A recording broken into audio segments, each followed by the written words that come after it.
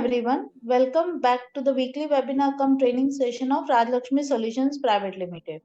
On behalf of Rajlakshmi team, I would like to welcome all the attendees here. I am Anaga representing Rajlakshmi Solutions Private Limited. So today we are going to talk about TDS features in Tally Prime. So before moving ahead to the today's topic, let's take a small introduction of Rajlakshmi Solutions Private Limited. So we are into the multiple segments, that is sales, services, solutions, implementations and development. We are also into the multiple softwares, that is Tally Prime, SAP Business One, Bitrix 24 CRM and Skill India.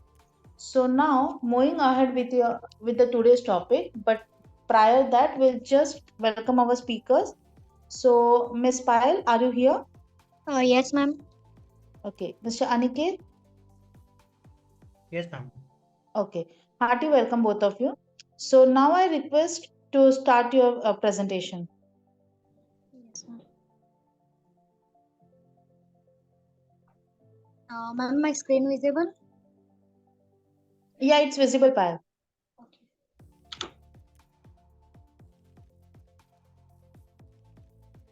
Hello, good evening, everyone. Myself, Payal Mistry, representing on behalf of Rajlakshmi Solutions Private Limited and all team of Rajlakshmi Solutions.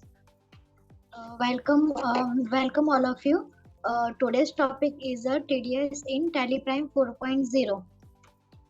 What is a TDS? The TDS full form is a tax deductions at a source. Under this maximum, if a person deductor is liable to make payment to any other person deducting, will deduct tax at a source and transfer the balance to the deducted.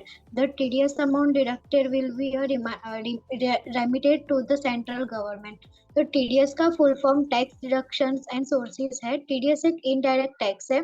जब एक tax है, जब भी कोई introduce firm या company etcetera जो TDS deduction के under आती है और वो इंट्रोड्यूस फर्म को किसी पर्सन को इनकम देती है, तो वो इनकम में से कुछ अमाउंट डिडक्ट कर लेती है और रिमाइंडेड अमाउंट को वो पर्सन को देती है और वो डिडक्ट हो गई अमाउंट को टीडीएस डिडक्शन हम लोग कहते हैं.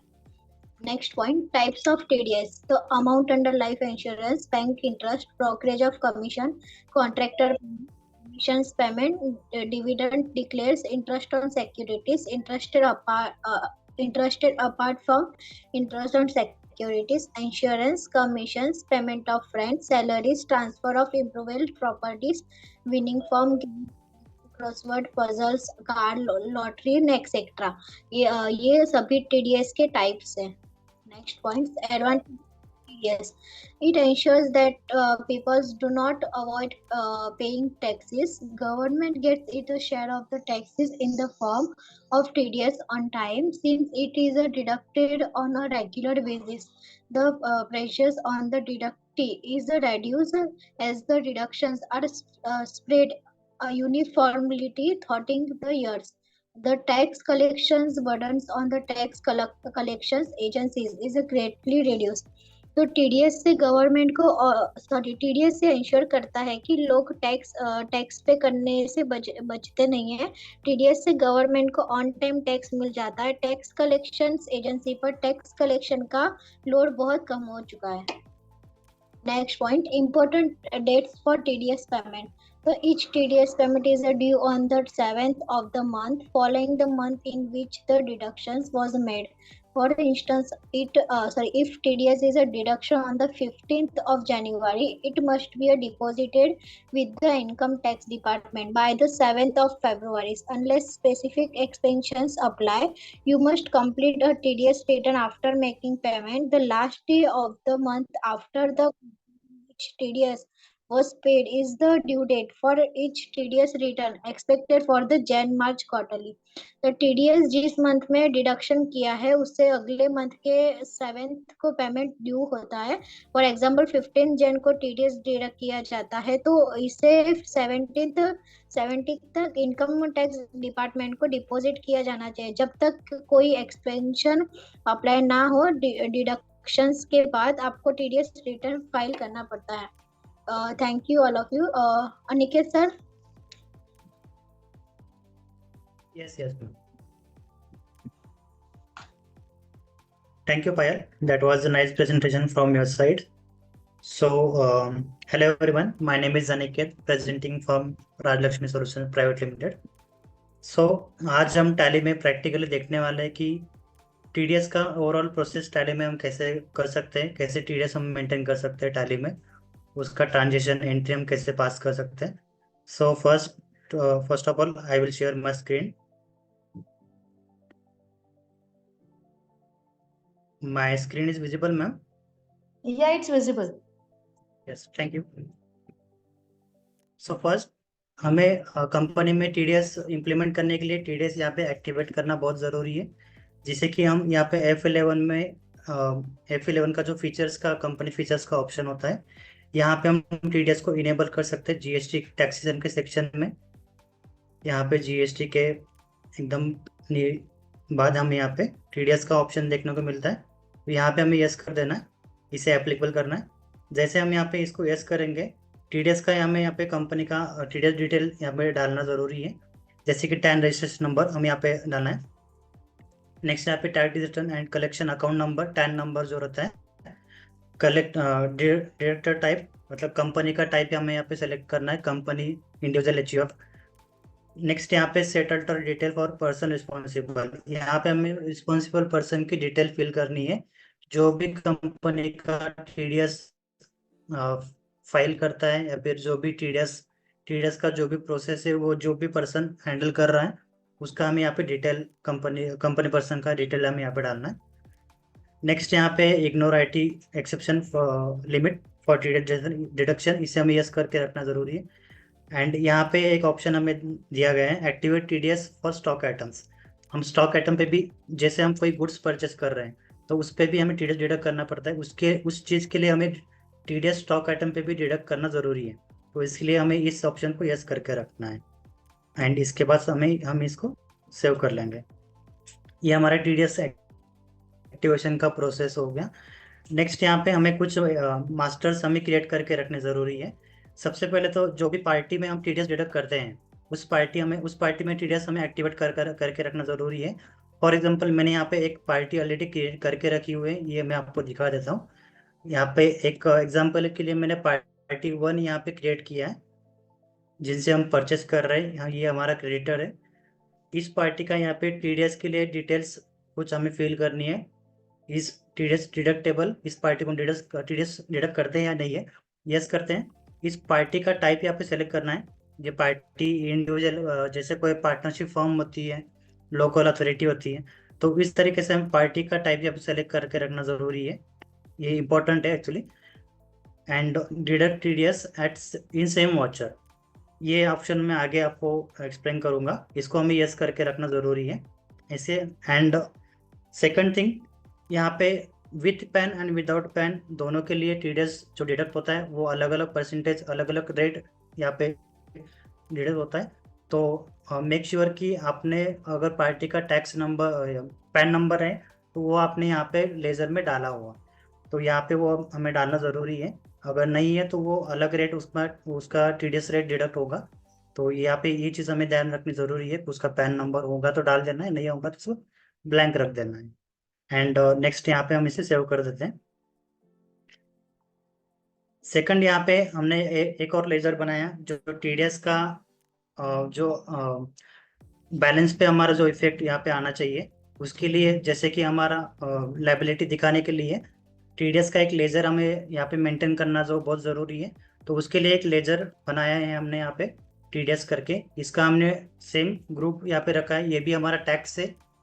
तो यहाँ पे इसको हम ड्यूटीज एंड टैक्सेस में लेना पड़ेगा.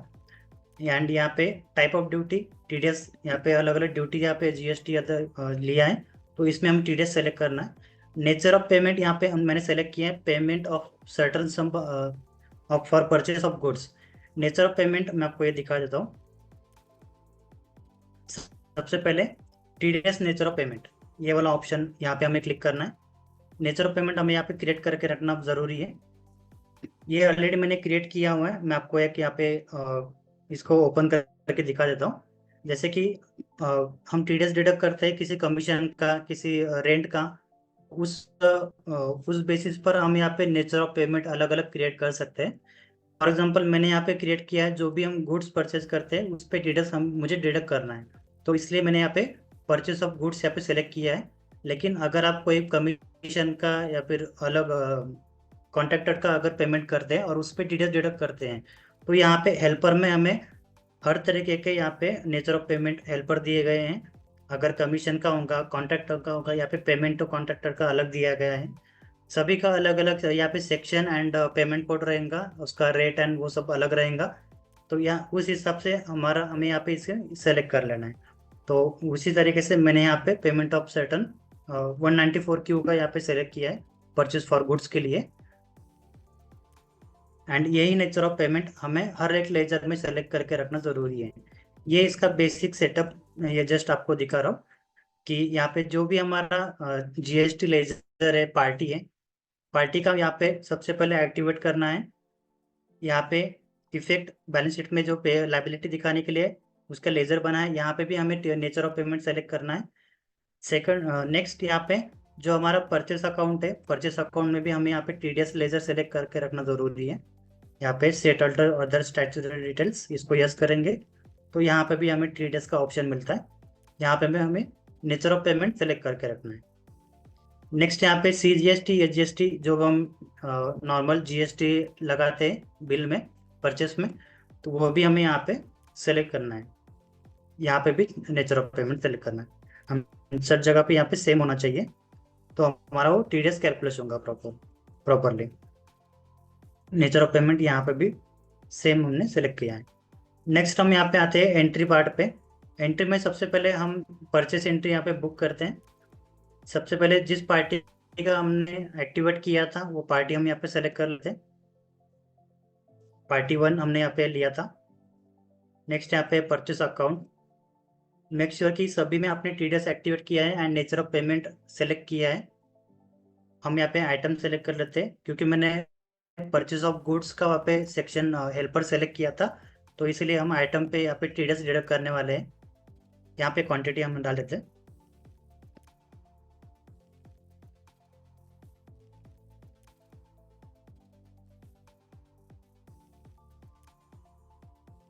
यहाँ पे इस पे हमें लेना है जीएसटी, जैसे नॉर्मल हम बिल बनाते हैं परचेस का, सेम बिल हमें यहाँ पे क्रिएट करना है। एंड जो ऑप्शन मैंने आपको सबसे पहले दिखाया था, deduct TDS and in voucher, same voucher, यहाँ पे पार्टी को हम एंटर करते अल्टर करते, तो ये ऑप्शन मैंने आपको दिखाया था डिडक्ट टीडीएस इन सेम वाउचर।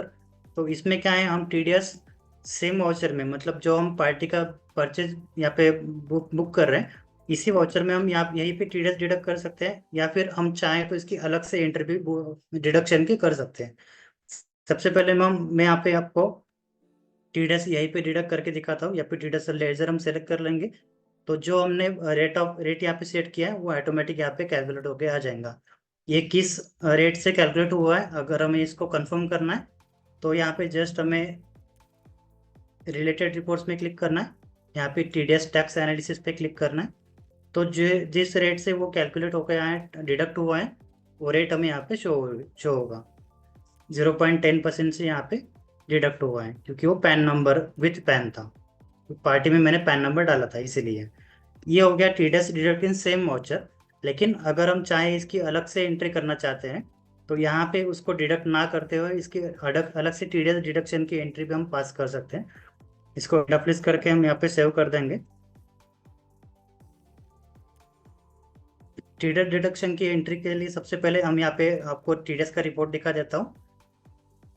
डिस्प्ले मोर रिपोर्ट्स में स्टैट्यूटरी रिपोर्ट्स में हम आते हैं, यहाँ पे टीडीएस रिपोर्ट्स में आते हैं। हम यहाँ पे फॉर्म 26 क्यू में अगर आएंगे, तो जो भी एंट्री है वो एंट्री में कितना टीडीएस डिडक्टेबल है, 59 रुपीज़। ये टीडीएस डिडक्टेबल है, लेकिन ये डिडक्ट हुआ नहीं है अभी तक। यहाँ पे डिडक्टेड करंट पीरियड हमें दिख रहा है 0, तो बैलेंस डिडक्टेबल 59 यहाँ पे दिख रहा है, मतलब अभी तक वो डिडक्ट किया नहीं है, जस्ट परचेस एंट्री हमने बुक करके रखी है वहाँ पे। तो हमें टीडीएस डिडक्ट करने के लिए सबसे पहले यहीं पे एक शॉर्टकट दिया है टीडीएस डिडक्शन का। इसकी जेवी अलग से पास होंगी, एडजस्टमेंट एंट्री हम मैन्युअली भी पास कर सकते हैं, लेकिन यहाँ पे शॉर्टकट दिया गया टीडीएस डिडक्शन का, इसको हम यूज़ करेंगे। टीडीएस डिडक्शन का 1 अप्रैल 23, यहाँ पे पार्टी ऑटोमेटिक आ जाएंगी। उस पर्टिकुलर पीरियड में 1 अप्रैल 23 तक जितने भी ये रहेंगे पार्टी, तो वो पार्टी यहाँ पे बिल रहेंगे, वो सभी बिल्स का जो पार्टी है, पार्टी की यहाँ पे लिस्ट हमें देखने को मिलेंगी। पार्टी 1 यहाँ पे सेलेक्ट कर लेते हैं। नेचर ऑफ पेमेंट जो हमने यहाँ पे क्रिएट किया था, परचेस ऑफ गुड्स सेलेक्ट कर लेते हैं। एंड यहाँ पे जो हमारा लाइबिलिटीज के लिए लेजर हमने क्रिएट किया था, ये हम सेलेक्ट कर लेते हैं। तो जिसको हम सेलेक्ट करते हैं, ये डिडक्शन की हमारी सेपरेट एंट्री यहाँ पे पास हो जाती है जनरल एंट्रीज में। इसको हम यहीं पे सेव कर सकते हैं। अभी यहाँ पे आपको देखने को मिलेंगे 59 रुपीज़ यहाँ पे डिडक्टेड करंट पीरियड में यहाँ पे देखने को मिल गया। तो इस तरीके से ये हमें रिपोर्ट देखने को मिलेगा। अभी ये टीडीएस हमने परचेस एंट्री बुक की करने के बाद हमने टीडीएस डिडक्ट किया है, लेकिन अभी तक वो हमने पे नहीं किया है गवर्नमेंट को। तो पेमेंट की यहाँ पे सेपरेट वो भी एंट्री हम पास कर सकते हैं। सबसे पहले हम यहाँ पे आते हैं वाउचर में। इसमें भी सेम जैसे हम रिपोर्ट में टीडीएस डिडक्ट करते हैं, सेम वैसे ही हम डायरेक्टली यहाँ पे पेमेंट भी कर सकते हैं। 59 रुपीज़ का टीडीएस पेमेंट, यहाँ पे स्टार्ट पेमेंट का ऑप्शन दिया गया है। यहाँ पे टीडीएस सेलेक्ट करके हम डेट डाल देंगे, उस पर्टिकुलर किस पीरियड का हमें टीडीएस डिडक्ट करना है वो पीरियड हम सेलेक्ट कर लेंगे एंड सेक्शन सेलेक्ट कर लेंगे। तो उसकी यहाँ पे कैश में करना है, बैंक में करना है, ये हम सेलेक्ट कर लेंगे। उसकी यहाँ पे पेमेंट की एंट्री बैकएंड में पास हो जाएंगे ऑटोमेटिकली 59 रुपीज़ की। एंड उस पर्टिकुलर पीरियड में जितना भी टीडीएस होगा वो ऑटोमेटिकली उस एंट्री में आ जाएगा। लेकिन हम चाहे तो उसकी मैनुअल एंट्री पास कर सकते हैं।